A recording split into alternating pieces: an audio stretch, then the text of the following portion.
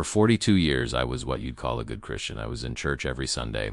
I tithed, I had my quiet time every single morning. I had a checklist, and I checked every single box. I honestly thought I had earned my way into heaven.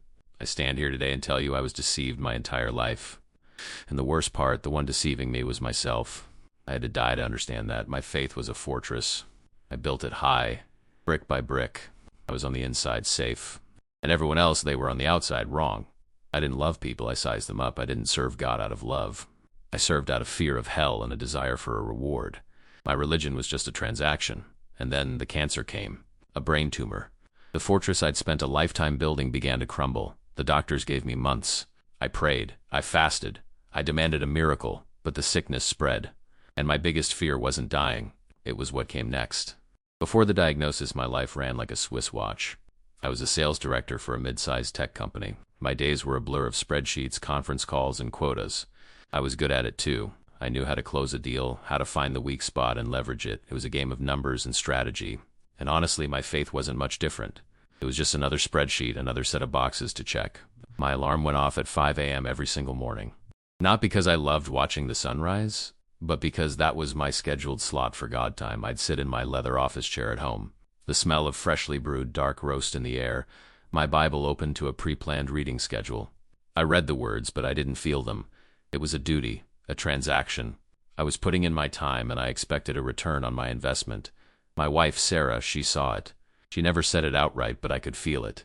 I'd see it in the way her shoulders would drop just a little when I'd correct her theology at the dinner table. I remember one Sunday she was telling me about a new woman in her Bible study group, someone who was going through a messy divorce. I remember cutting her off. "Well, Sarah, the Bible's very clear about the sanctity of marriage," I said, my voice calm and measured. I thought I was being wise. I thought I was defending the truth. But when I looked at her, her eyes weren't filled with admiration. They were filled with a deep, profound sadness. She wasn't looking at a husband, she was looking at a judge. But here's the thing no one knew. The secret I barely admitted to myself. Late at night, when the house was silent and my perfect family was asleep, I'd sit in the dark and feel nothing. Complete and total hollowness. It was like I was starving in the middle of a feast. I had everything, the job, the family, the 401k, the ticket to heaven, but my soul was running on empty.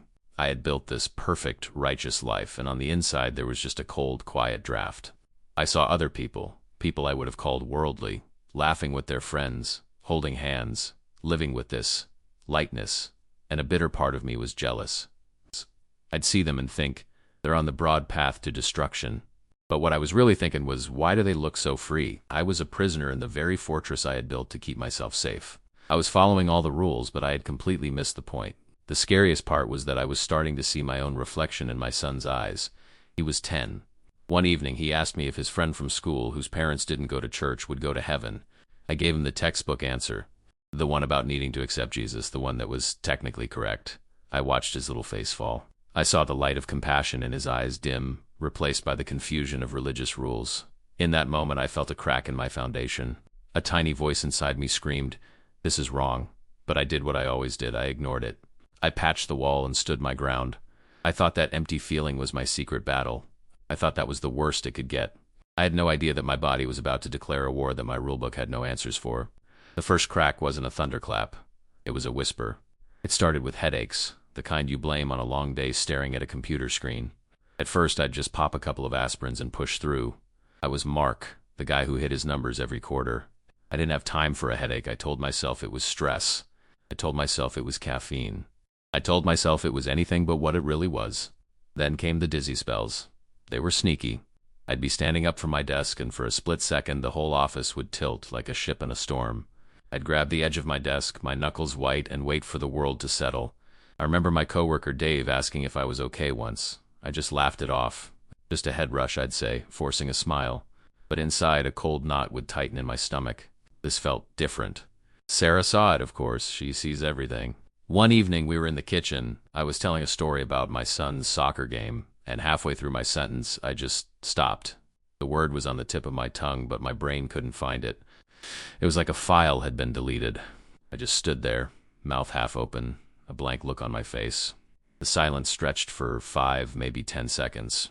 I saw the concern wash over her face, her brow furrowed. "Mark, honey, are you okay?" she asked, her voice soft. I snapped out of it, embarrassed. Fine, just tired, I said, a little too sharply. I turned away so I wouldn't have to see the hurt in her eyes. I was building a wall between us, and I didn't even know why. But the thing I couldn't explain, the thing I told no one about, was the smell. It would come out of nowhere. The smell of burnt toast. I could be driving or sitting in church or reading my Bible, and suddenly, there it was. Thick and acrid, so real I could almost taste it. I'd look around, checking the toaster, sniffing the air, but there was never anything there. It was a ghost, my own private ghost. And it terrified me, because how do you pray away a smell that isn't real? The breaking point came during our quarterly sales presentation, the big one. I was on stage in front of the entire regional leadership. My territory was leading in sales, and this was supposed to be my victory lap. I was 10 minutes into my PowerPoint, feeling the familiar rush of control, of being the expert, and then it happened. The numbers on the slide in front of me started to swim. The faces in the audience blurred into a watercolor painting. The smell of burnt toast hit me like a physical blow, and then a bolt of lightning shot through the left side of my head. I gripped the podium. My heart was hammering against my ribs. I completely lost my train of thought. I just stood there, silent, staring into the bright projector light while the room spun around me. I could hear someone whisper, "Is he all right?" The humiliation was a fire, burning up my cheeks. That perfect, confident man I had built for everyone to see was gone. In his place was just a scared, confused man, lost in his own head. That walk of shame back to my chair was the longest walk of my life.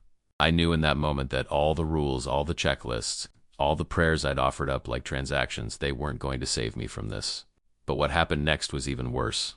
It wasn't the doctor's appointment I finally made or the MRI he scheduled. It was a quiet conversation with my son that night that completely shattered the last brick of my fortress.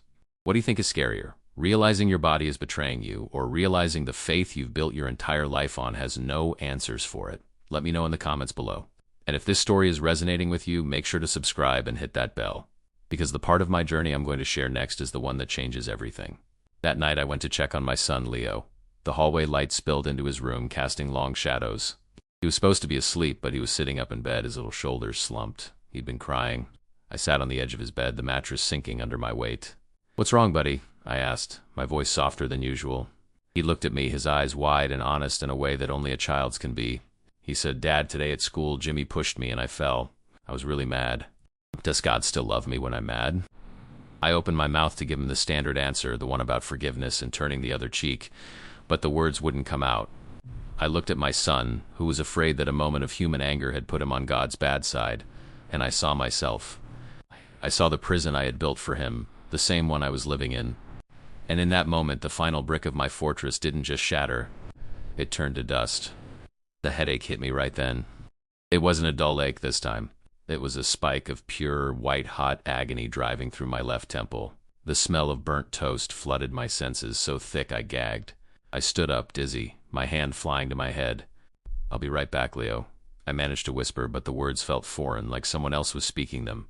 The world tilted violently.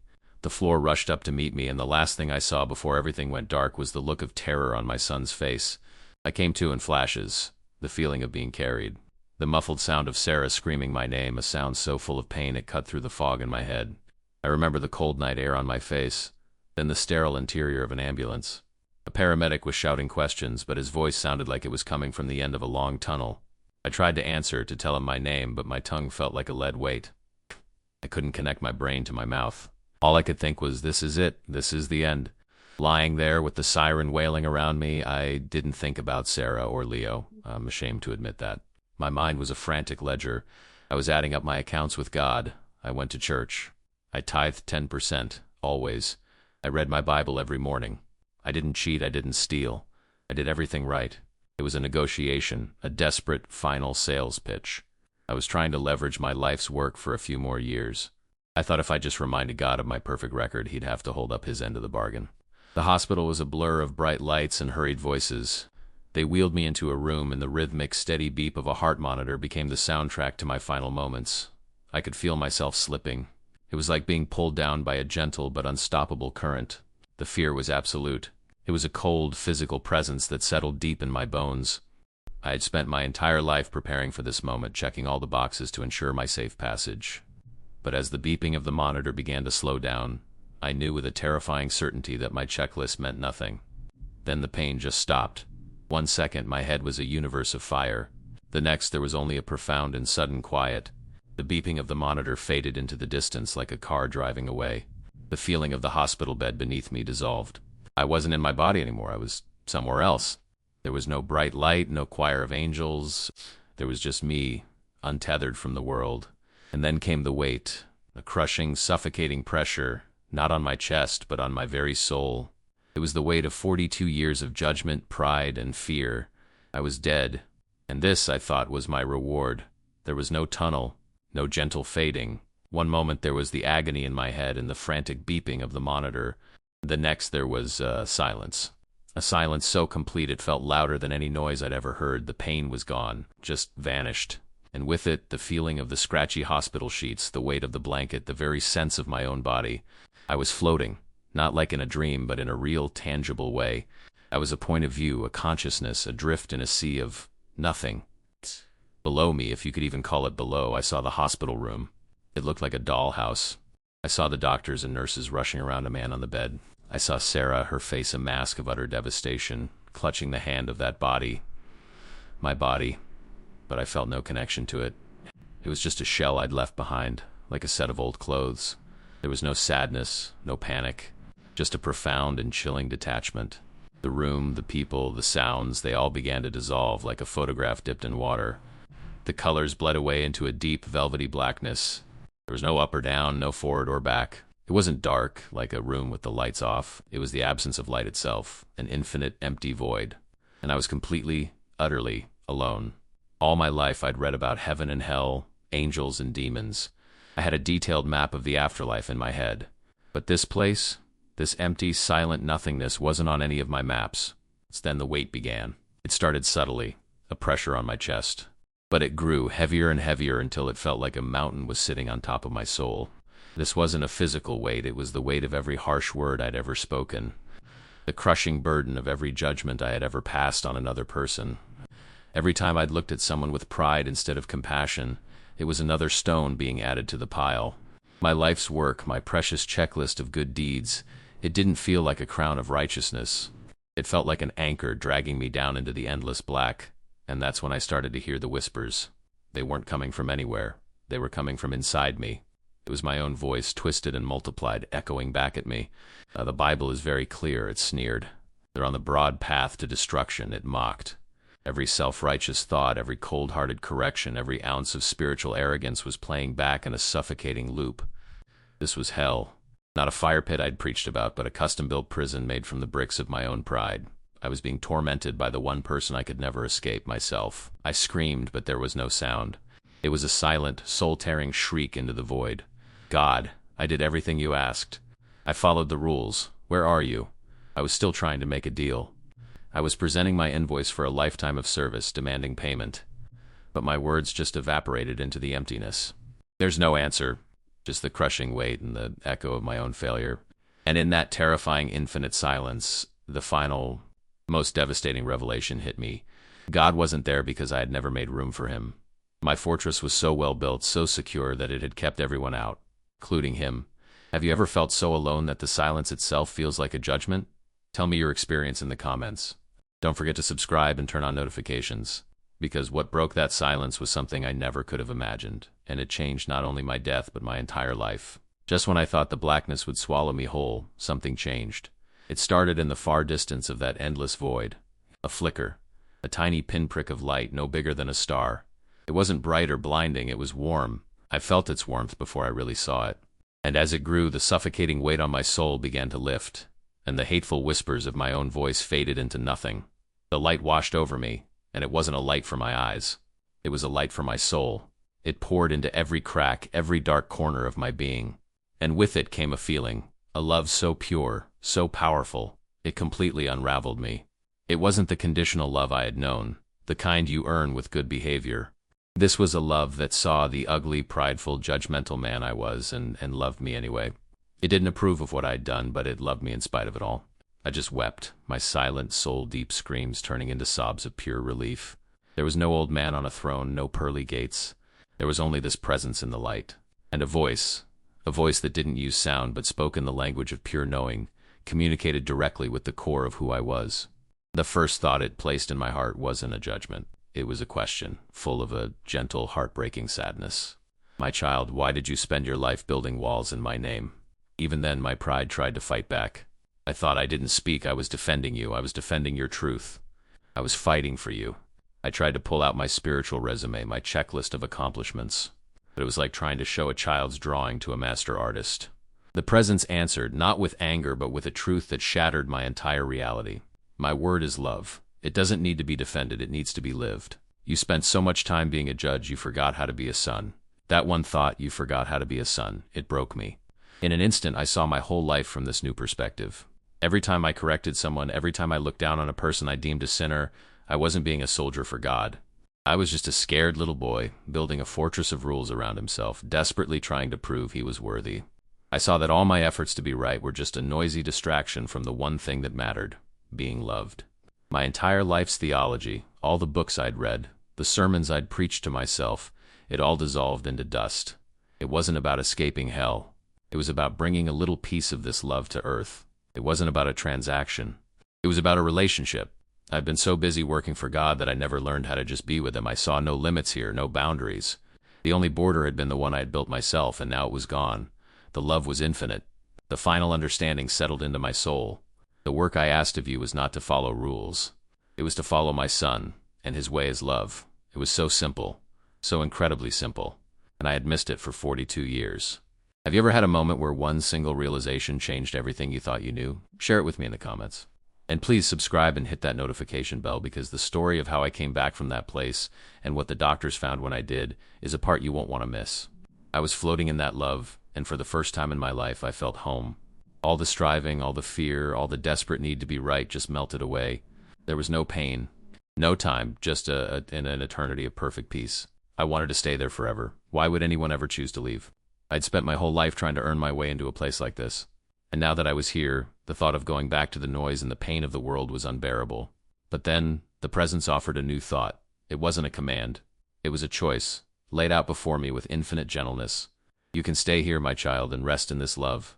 Or you can return and carry it with you. You can be the bridge you were meant to be. A bridge, not a fortress. The image of my son's face, terrified in the moments before I collapsed, flashed in my mind. I saw his question hanging in the air. Does God still love me when I'm mad? I had built a wall of rules around him, and he was already starting to think that God's love was something he could lose, something he had to earn back. I saw Sarah's sad eyes at the dinner table looking at a judge instead of a husband. I had starved them of the very thing I was now drowning in. My choice was instant. It wasn't even a choice, really. It was a gut-level, soul-deep certainty. I had to go back, not to my job, not to my old life, but to them. I had to tear down the walls, brick by painful brick, and let this love pour through me and onto them. I had to show my son that God's love wasn't a prize for being good, but the air we breathe even when we mess up. I had to show my wife the husband she deserved, not the Pharisee I had become. As soon as the decision was made in my heart, a final thought from the presence sealed it. It was the simplest, most profound mission statement I could ever imagine. Don't just tell them about me. Show them my heart. Then I felt it pull. It was like a gentle but irresistible tide drawing me away from the light and back toward the darkness. The warmth began to fade, but the love didn't. It was now a part of me. A fire lit inside my soul that the coming cold couldn't extinguish. The feeling of being a disembodied consciousness started to change. I felt myself being funneled, compressed, poured back into something. Small, constricting.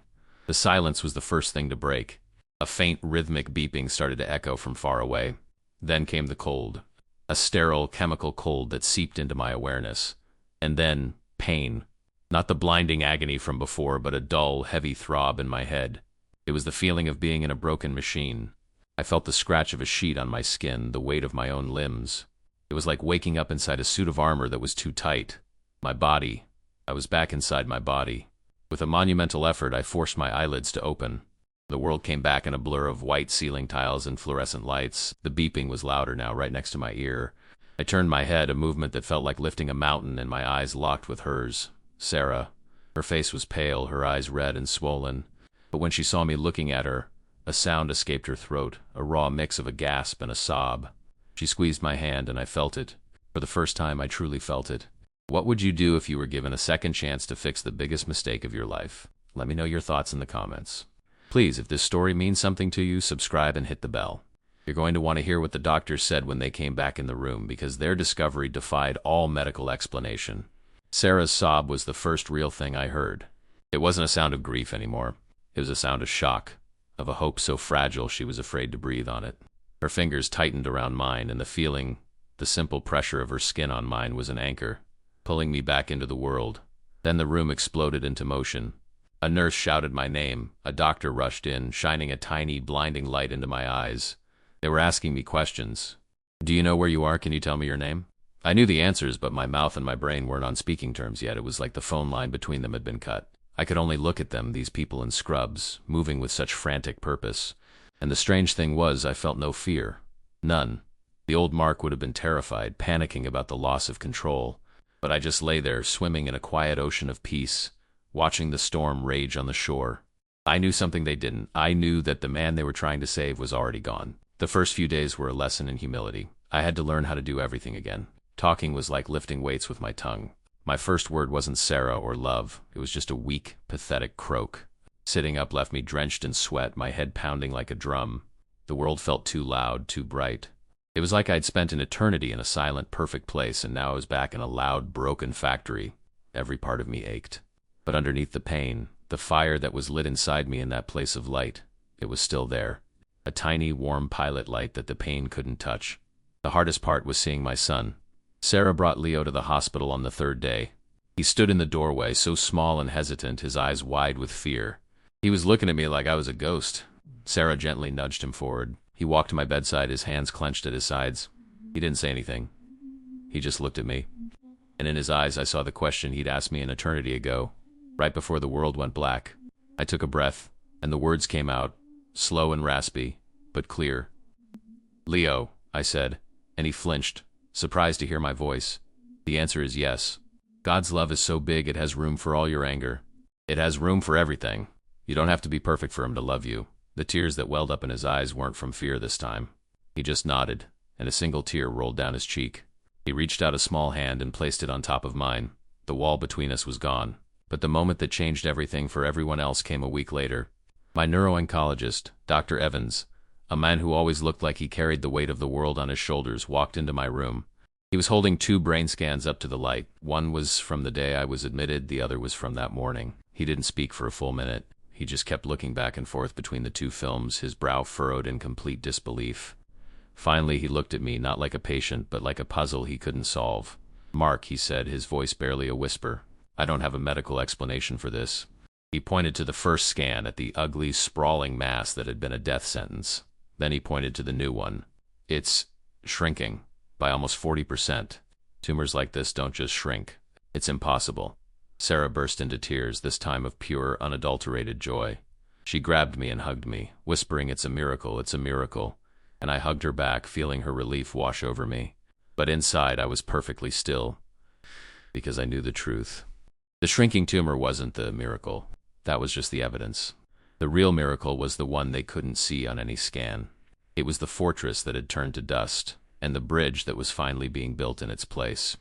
Have you ever experienced something that science just couldn't explain? Let me know your story in the comments below. And if you want to hear about the difficult, messy, and beautiful journey of trying to live as a new man in an old life, make sure you subscribe and hit that notification bell. You won't believe what happened when I finally went back home. Going home was the strangest part of it all. The world looked the same green street signs, same houses with manicured lawns, but it was like I was seeing in color for the first time. My house, the one I had been so proud of, didn't feel like a monument to my success anymore. It just felt quiet. I walked into my home office, the one I'd called my war room. I saw the expensive leather chair where I'd sat every morning, checking the box for God time. It looked cold, empty. It was a throne for a king who had ruled a kingdom of one. I had never felt more like a stranger in my own home. The first real test came a few nights later. Sarah was at the kitchen counter staring at a stack of medical bills. I could see the tension in her shoulders, the way she was biting her lower lip. The old Mark would have walked in, taken over, and laid out a 5-point plan to tackle the debt. He would have told her not to worry because he had it under control. He would have tried to fix the problem. But I didn't. I just walked up behind her and gently placed my hands on her shoulders. She flinched, expecting a lecture. Instead, I just said, "I'm here. We're in this together." She turned around, and her eyes, they weren't sad anymore. They were confused, like she was looking at a man she was only just beginning to recognize. She leaned her head against my chest and just cried, and for the first time I didn't try to stop her tears. I just held her in the middle of them. But the biggest change, the one that showed me how deep the poison had gone, was with Leo. He broke my favorite coffee mug, the one I'd gotten for being Salesman of the Year. It shattered on the tile floor. He froze, his face pale with terror, expecting the thunder to roll in. I could see him bracing for the lecture on responsibility, on taking care of things. The old Mark's voice was right there in the back of my head, ready to pounce. But I knelt, ignoring the broken ceramic, and looked him right in the eye. "Are you okay? Did you get cut?" I asked. He shook his head, speechless. I pulled him into a hug. "It's just a thing, buddy," I whispered into his hair. "You are so much more important than any stupid thing." He just held on to me, his little body trembling, and I knew in that moment that I wasn't just healing. We were. The old world tried to pull me back, of course. My boss called. He was happy I was alive, but he was more excited about getting his top salesman back in the game. He started talking about a new client, about finding their pain points, about leveraging their weakness to close a deal. The words sounded like a foreign language to me. Leverage their weakness. I used to live by that motto. It was how I'd won. But now all I could think about was the presence, the love that hadn't leveraged my weakness but had met me in it. I felt a wave of nausea. I hung up the phone, my hand shaking. I couldn't do it. I couldn't spend my second chance at life looking for the cracks in other people just so I could break them open for my own gain. That was the moment my new life began. It wasn't in a flash of light in the afterlife. It was in my quiet kitchen with the smell of dinner cooking and my wife watching me with worried eyes. I didn't have to explain it to her. She already knew. The man who lived to close the deal was gone. My new purpose wasn't going to be found in a boardroom. It was going to be found in the messy, beautiful, and difficult work of connection. My mission wasn't to be a success anymore. It was just to show people the heart of the one I had met when my own heart had stopped beating. It started with my family, but I knew with a terrifying and thrilling certainty that it wouldn't end there. So I traded my spreadsheets for conversations. I traded my sales quotas for cups of coffee with neighbors I had ignored for years. I stopped trying to be right and started trying to be present. The fortress is gone. The man who built it is dead and buried. My new life is the slow, clumsy, and joyful work of building a bridge. One person, one conversation, one act of quiet love at a time. If you had a second chance, what would you do differently with the life you were given? Let me know in the comments. And if this story has touched you, please subscribe and hit the bell. Because the next part of my journey, learning to live as a bridge in a world that loves its walls, is where things got really complicated. So that's my story. The great deception of my life wasn't a lie someone told me. It was the lie I told myself every single day. That God was a cosmic scorekeeper, more interested in my performance than my heart. I thought I had to be perfect to be loved. But I learned in the deepest silence of death that I was already loved, even in my brokenness. The miracle wasn't that I survived. The miracle is that I finally learned how to live. I spent 42 years collecting stones to build a fortress around my heart. I thought it was keeping me safe, but it was just keeping me alone. Now I'm spending the rest of my life taking that fortress apart stone by stone. And with every stone I try to build a bridge. A bridge to my wife, to my son, to the people I used to judge from a distance. Because I learned that the work isn't to be right, it's to be present. The calling isn't to be a judge. It's to be a son, a husband, a father, a friend. It's not an easy road. The old Mark, the judge, still whispers in my ear sometimes. Pride is a hard habit to break. But every morning when I wake up, I don't reach for a checklist anymore. I just ask myself one simple question: how can I show someone the heart of that love today? It turns out heaven isn't a destination you earn. It's a way of being that you carry with you, a little piece at a time, into a world that is starving for it. So I want to ask you, what fortress have you built in your own life? What wall, built from fear or pride or the need to be right, is keeping you from truly connecting with the people you're meant to love? Let me know your thoughts in the comments below. This is a journey I'm still on, and I'd love to walk it with you. If this story resonated with you, please subscribe and hit that notification bell, because I'm going to be sharing more stories, mine and others, about what happens when we choose to build bridges instead of walls.